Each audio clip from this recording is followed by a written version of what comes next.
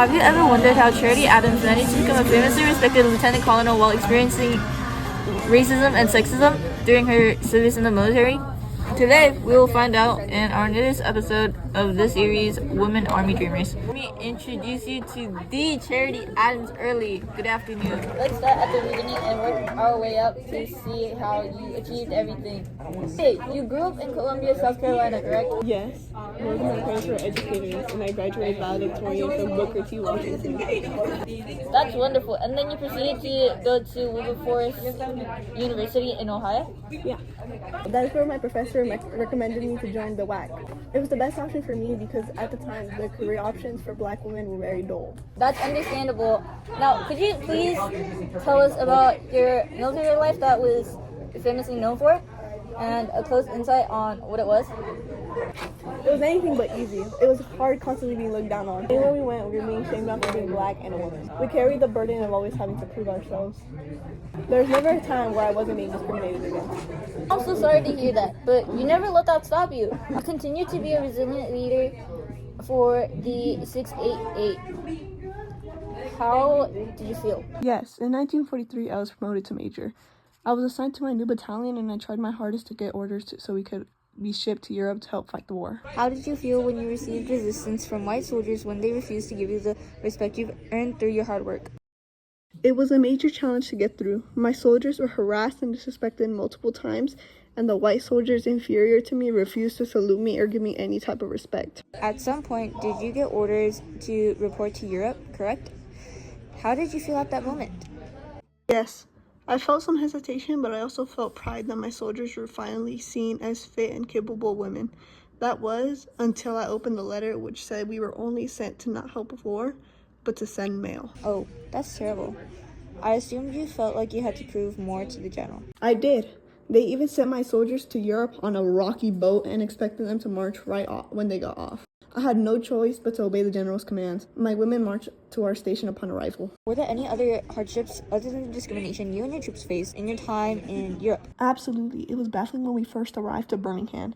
For our station was filthy and unorganized. We had to clean it and set it up ourselves. The working conditions were horrid. It was freezing cold, there were rats, and it was insanely dirty. That must have been a horrific experience. How did you overcome the mission with such dreadful conditions? Many of the pieces of mail were bitten through by rats or covered in dirt. We are unable to read some addresses or names on the letters. We are able to overcome this because many of my soldiers were able to use different things such as perfume scents, fabrics, and letters to make sure they sent the mail to the correct recipient. I heard the backlog of the mail was horrendous. There were millions of pieces of mail. How did you manage to organize such a system? That is correct. There were multiple airplane hangars full of mail. I separated my soldiers into 3 groups. Each group worked an 8-hour shift, which allowed us to be organizing mail 24/7.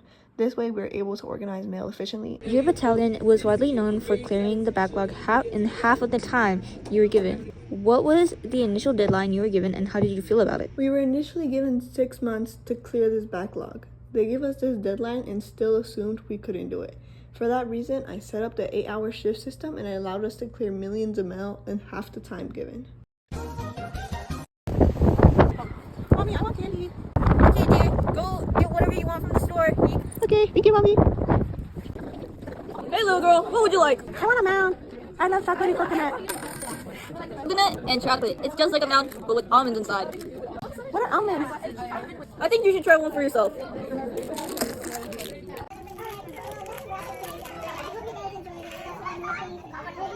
I love almonds. It's made of almonds and joy.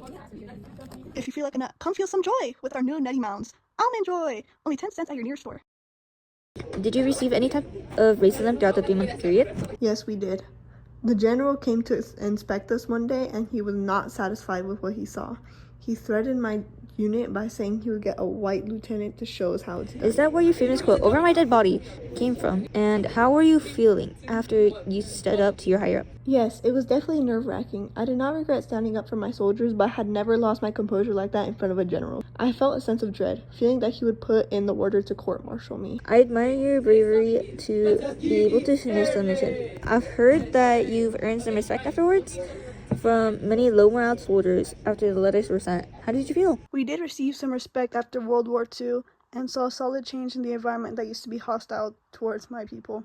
I gravely respected the boost and civility that the other soldiers gave, but I would have wanted that basic human respect from the beginning. That's understandable. Thank you so much for your time and giving us a new insight of your life. Thank you for having me. That's all, folks. Come back tomorrow for another interview for tomorrow.